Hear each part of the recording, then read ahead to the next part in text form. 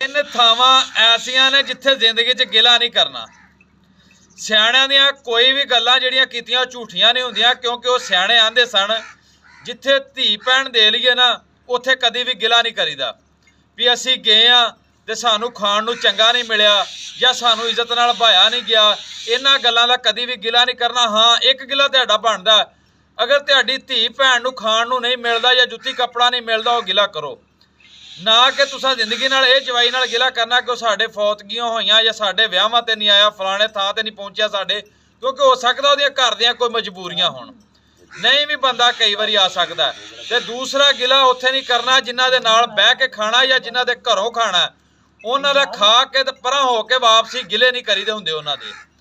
ते तीसरी गल ਇਹ ਵੇ ਵੀ जो अल्लाह ने दिता ਉਹਦੇ ਵਿੱਚ राजी ਰਿਹਾ करो। रब की किसी भी रजा ਦੇ ਵਿੱਚ कभी भी गिला शिकवा नहीं करना चाहिए। जो अल्लाह पाक ने दिता ਉਹਦੇ ਵਿੱਚ राजी ਰਿਹਾ करो तो खुश ਰਿਹਾ करो।